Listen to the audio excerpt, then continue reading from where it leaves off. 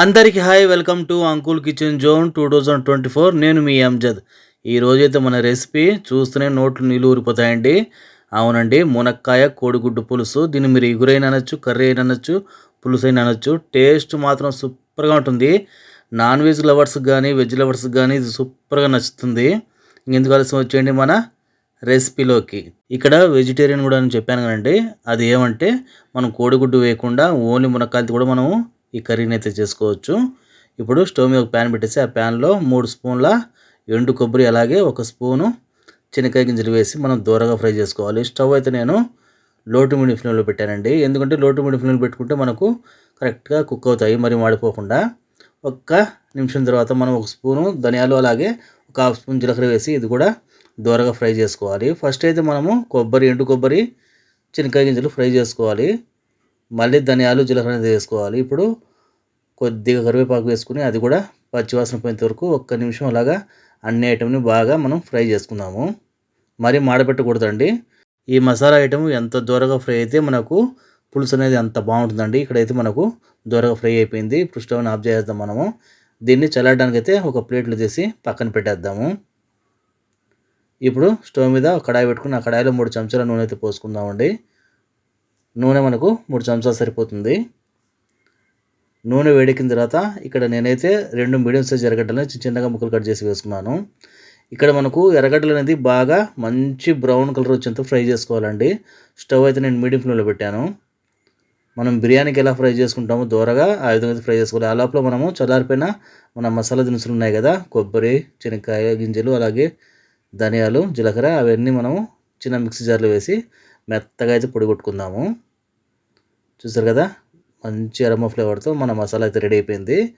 చాలా మెత్తగా పొడి కొట్టుకోవాలండి. దీన్ని పక్కన అయితే పెట్టేద్దాము. అదే టైంలో ఎర్రగడ్డలు కూడా మంచి బ్రౌన్ కలర్ అయితే అయిపోయాయండి. ఇప్పుడు దీంట్లో 2 మీడియం సైజు టమాటాలను కూడా చిన్న ముక్కలు కట్ చేసి వేసుకోవాలి.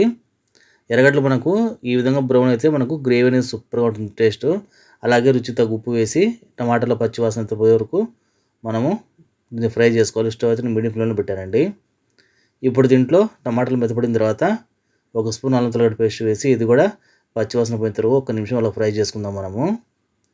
మంచి అరోమా ఫ్లేవర్ అయితే వస్తుంది మనకు అల్లం వెల్లుల్లి పడుతున్నాయి. ఆ లోపు మనం ఏం చేద్దామంటే స్టవ్ మీద ఒక ప్యాన్ పెట్టేసి ఆ ప్యాన్లో ఒక 2 చెంచాల నూనె అయితే పోసుకుందాము. నూనె వేడెక్కిన తర్వాత కొద్దిగా పసుపు, అలాగే కొద్దిగా కారం వేసి మనం ముందుగానే ఉడకపెట్టుకొని ఘాట్లు పెట్టుకున్న కోడిగుడ్లు అయితే నేనైతే ఇక్కడ 5 కోడిగుడ్లు తీసుకున్నాను అండి. ఆ 5 కోడిగుడ్లను మనము 3 పక్కల ఘాట్లు పెట్టుకొని ఈ విధంగా ఫ్రై చేసుకోవాలి. కోడిగుడ్లను ఎక్కువగా ఫ్రై చేయకూడదండి. ఫ్రై చేస్తే మనకు లబ్బర్లా అయిపోతుంది. జస్ట్ 1 నిమిషం అలాగా మనము పసుపు అలాగే కారంలో ఈ కోడిగుడ్లను 1 నిమిషం అలా ఫ్రై చేసుకున్నామంటే సరిపోతుంది. స్టవ్ అయితే నేను మీడియం ఫ్లేమ్లో పెట్టాను. ఎందుకంటే మనకు గ్రేవీలో కోడిగుడ్డు అనేది మంచి కలర్గా ఉంటుంది. అలాగే మనం వేసిన పసుపు కోడిగుడ్లు కొంచెం నీసు వాసన అనేది కూడా తగ్గిస్తుందండి. దానికి కొంచెం ఫ్రై చేసుకోవాలి. కోడిగుడ్లు అయితే రెడీ అయిపోయాయి కదా. ఇప్పుడు దీన్ని పక్కన అయితే పెట్టేద్దాం మనము. ఆ లోపు మన మసాలా పచ్చివాసన కూడా వెళ్ళిపోయింది కదా. 1/2 స్పూను గరం మసాలా వేసి మొత్తం మసాలాలు బాగా కలుపుకోవాలి.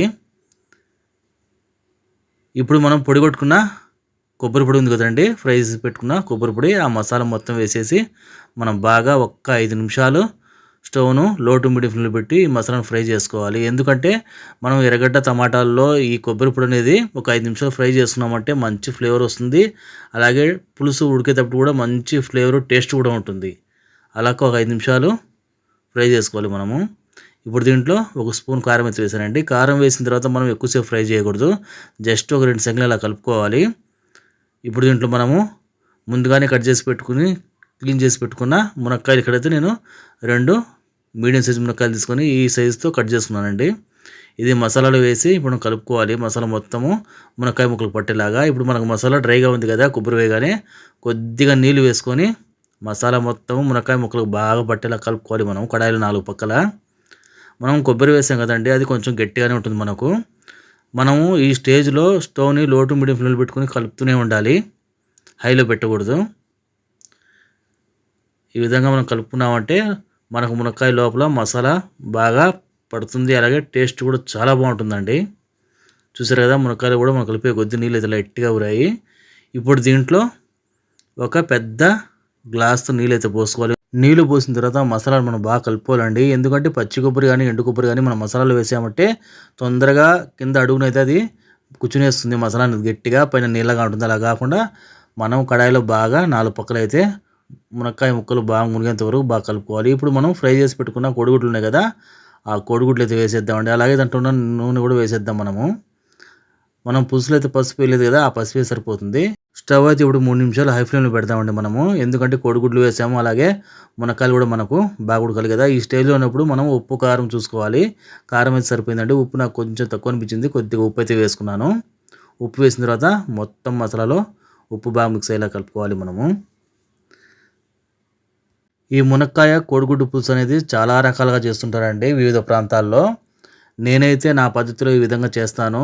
టేస్ట్ మాత్రం చాలా అల్టిమేట్‌గా ఉంటుంది. ఇప్పుడు దీంట్లో ఒక స్పూను చికెన్ మసాలా అండి. చికెన్ మసాలా అనేది వేయడం వల్ల ఏమంటే మనకు మంచి ఫ్లేవర్ ఉంటుంది. అలాగే టేస్ట్ కూడా కొంచెం డిఫరెంట్‌గా ఉంటుంది. తప్పకుండా చికెన్ మసాలా అయితే ఒక స్పూన్ వేయండి. వేసిన తర్వాత కూడా ఆ మసాలాలో మొత్తం బాగా మిక్స్ అయ్యేలాగా మనం కలుపుకోవాలి. చికెన్ మసాలా వేయడం వల్ల ఏమంటే మనకు మునక్కాయలు కొంచెం పసురు వాసన వస్తాయండి. ఆ వాసనను బాగా తగ్గించేస్తాయి. అలాగే కోడిగుడ్డు లోపల కూడా మనం ఘాట్లు పెట్టుకున్నాం కదా, బాగా పడుతుంది. టేస్ట్ కూడా చాలా బాగుంటుంది మనకు. ఒక్క 3 నిమిషాల్లో మూత అయితే పెట్టేద్దాం మనం స్టవ్‌ని మీడియం ఫ్లేమ్‌లో పెట్టి. ఇప్పుడు ఇంకోసారి అయితే మనం మునక్కాయలు కోడిగుడ్లు బాగా కలుపుకుందాము. మనకు మూత తీయగానే మంచి అరోమా ఫ్లేవర్ అండి. ఇదే పులుసుని కొంతమంది పచ్చి కొబ్బరి కూడా వేసి చేస్తుంటారండి. అది ఒక టేస్ట్ ఉంటుంది. మనమైతే ఎండు కొబ్బరి వాడాము. ఇది కూడా మనకు ఎక్సలెంట్‌గా ఉంటుంది. పచ్చి కొబ్బరి వేసినా కూడా చాలా బాగుంటుంది. ఇప్పుడు కొద్దిగా కొత్తిమీర అయితే మనం వేసుకుందాము. జస్ట్ కొద్దిగా వేస్తే సరిపోతుందండి. ఇప్పుడు కొత్తిమీర కూడా మొత్తం మసాలాలో బాగా మిక్స్ అయ్యేలా కలుపుకుందాము. ఈ స్టేజ్‌లో మనం కొత్తిమీర వేసామంటే దాని ఫ్లేవర్ కూడా పులుసులో చాలా బాగుంటుంది. చూసారు కదా, కొత్తిమీర అయితే బాగా మిక్స్ అయిపోయింది.